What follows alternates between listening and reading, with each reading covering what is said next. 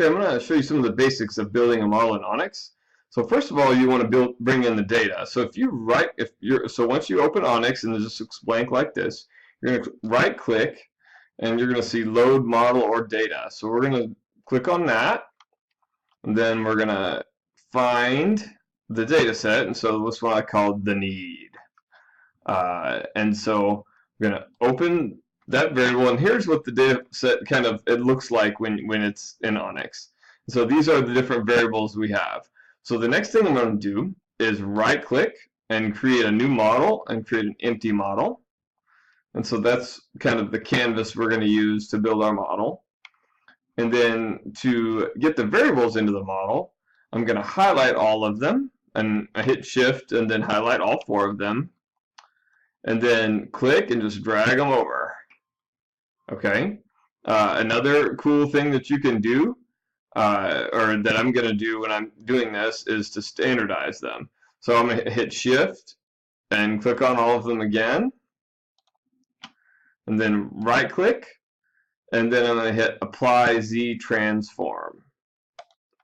And so what that does is it turns them all into standardized variables. Okay, now I can do lots of things. I can make them larger. Okay, so we have, just so you can see the different variables we're having, just making them larger. And then I can start building my model. And so if I want to connect need with dogfight, which is what we're concerned about, I'm going to right click this and then drag an arrow over to dogfight. Okay, and let's say I want to connect taking the test to the dogfight. I'm going to do the same thing. And then I'm going to take family to the dogfight. I think we theorized that this relationship was going to be there, so I'm just right clicking, and if I remember right, I think we thought these two would be related, and you can move these around. It's kind of cool.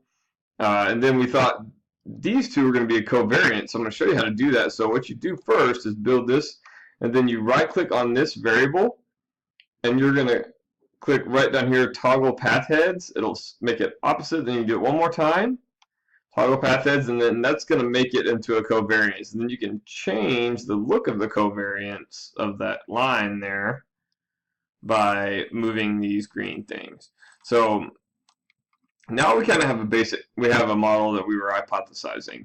So the next thing I want to do is to hit shift and click on every single one of these lines.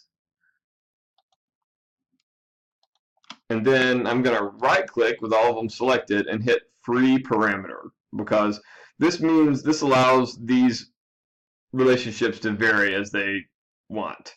So click on that, and now what you'll see is these relationships that you saw in the other video, and you can move these numbers around a little bit. It's kind of cool, and then you can see the covariance. So now you have a model. And if you want to see some of the numbers, the fit indices, and some of those things like that for this basic model, then you're going to right click on this model after you built it, and you're going to go down to show estimate summary. So when you click on that, these numbers up here will show up, and then if you increase the size of that, what you're going to see is where all these relationships are and how these things are connected. And here's the estimate of the parameters and then the standard error of each one. And here's the estimates of the descriptive statistics associated with each variable. And then you have the indices of fit right down here that are associated with this model that we created. So these are going to be really useful. And so that should give you most of what you need to know for starting to build this model. I'm going to show you some other variables, some other videos in which we'll do a couple different things in Onyx, but this is the basic overall idea.